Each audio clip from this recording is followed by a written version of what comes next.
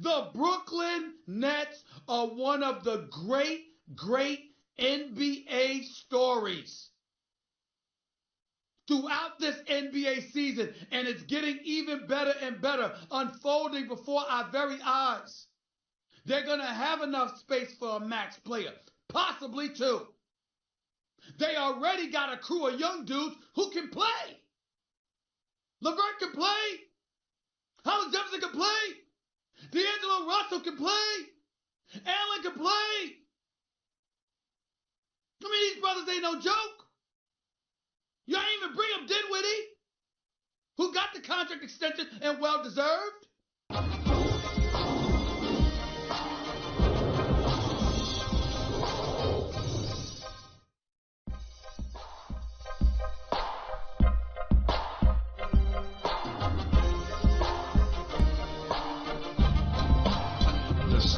Smith Show on ESPN Radio is presented by Progressive Insurance. Guests on the Stephen A. Smith Show appear via the Shell Pennzoil Performance Line, and you can always get in touch with the show through the 1-800-Flowers Twitter feed.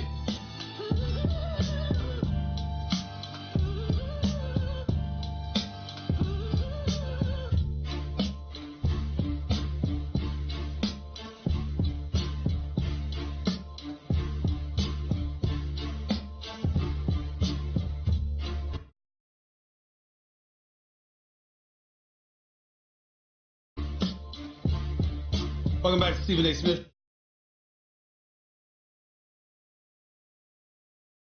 This is 888-SAY ESPN. That's 888-729-3776. The Stephen A. Smith Show is being brought to you by Credit Karma.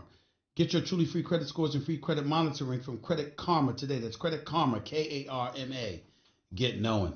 888-SAY ESPN. That's 888-729-3776. You're listening live to Stephen A. ESPN Radio, ESPN News. Let's get to the phones. Lots of stuff to get into today.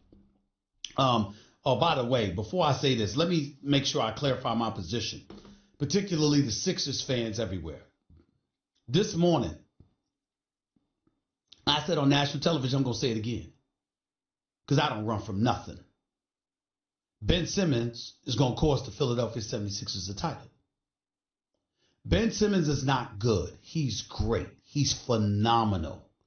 In practically I love his heart, I love his game, his fearlessness, his ball handling skills, his passing skills. The brother is special. There's one thing that Ben Simmons is lacking, and it is a jump shot. And ladies and gentlemen, I'm not talking about the kind you miss. I'm talking about this brother won't even take them. You cannot be on the basketball court in playoff competition against the Boston Celtics and the Toronto Raptors and have a guy of that stature being absolutely no threat from the perimeter whatsoever, considering how often he has to handle the ball. Now, I know Jimmy Butler is going to do his thing in the fourth quarter, and he's going to have ball handling and playmaking responsibilities along with Tobias Harris, and to a lesser degree, Ben Simmons. He'll be around the basket, roaming the baseline, looking for putbacks. I get it. But against those teams, I don't believe that's going to be good enough. That's just my personal opinion. If Ben Simmons develops a jump shot, Philadelphia 76ers is going to win a few titles. With Joel Embiid, with Ben Simmons, assuming that Tobias Harris, Jimmy Butler still look the way that they look, I can't say enough about the job that Elton Brand and Sixers brass have done in acquiring Butler and Tobias Harris. I'm on the air live for 4 hours a day. Y'all expect me to be perfect about every damn thing. Please, kiss off. Anyway, let's go with the phones. 888-SAY-ESPN. That's 888-729-3776. Oh, by the way, I needed to transition to a different subject other than the NCAA tournament. As a matter of fact, before I do that, I'll get to this point right here. Let's go to Eric. You're live with Stephen A. Talk to me, E. How are you? Stephen A., what's going on, man? How you doing? Man, you better get me off that damn speakerphone and speak to my listeners. What's wrong with you? Pick up the phone. Man, my bad. I got you. Give me 1 second. I got you. Pick up the phone. One. There you go. Yeah, you was about to get a dial tone. What's the matter with you? I got you. Come man. on, bro. I got you. All right, go ahead. All right. So, Stephen A., I don't know, man. I got to disagree with you with the Sixers in Boston. Okay, go ahead. I honestly think, man, the Sixers could take them to 7, or I think they could knock them out, man. If Ben Hold it. Simmons had I that, didn't say they couldn't take him to 7. I didn't say that. All right. Yep. But what I'm saying is, if Ben Simmons had that jumper, I think they would have enough to give him a gentleman's sweep. That's how good I think the Sixers are. But because he doesn't have that jumper, but he has those bevy of shooters around him, I think they could get him in 7. You know what? Let me correct that. The Sixers could take them in 7. Okay? That's why Boston would beat them in 6. Okay. All right. You got In that. other words, the Sixers don't want to come back to Wells Fargo. I'm sorry, the Celtics don't want to have to come back to Wells Fargo for a Game 7. I agree with you there. That's what I'm saying. But I think Boston could steal one early in Philly and then protect their home court and close them out in 6. Right. I can see that. All right. Another thing, Stephen A., with the college ball, man, Yep. I know the game you're waiting to see. Oh, yes. 4:30 of Murray State. You know, Marquette. I think John Morant, he's going to have a crazy game, Stephen A. I think he's going to blow up. I think he's dropping 30 today. I think he's dropping 30. Definitely. Hey, Stephen A., a couple of my brackets, I got him going as far as to the Elite Eight, Stephen A. I think he's got that kind of talent. Yep. Got it. Appreciate the call, man. Thank you so much. I think John Morant's big time. Marcus Howard averaged 25 a game. But he's not John Morant from Morris State. He's not that dude. I don't think so. Maybe I'll find out more. It's not like I watch them all the time. So we'll find out today. But he's not John Morant. Not to me. 888-SAY-ESPN is 888-729-3776. I wanted to transition to another subject before I because I want to get into this and I wanted to have some time on the show to hear from y'all about this. Le'Veon Bell had some words, was being interviewed by Sports Illustrated and said a few things about Big Ben Roethlisberger. Let me say this. I personally like Le'Veon Bell. He was in that locker room. I'm not disputing the veracity of anything he said. But I just thought his comments about Big Ben, they weren't vicious or malicious or anything like that. He was answering a direct question. Like my man Max said on First Take this morning. I get that.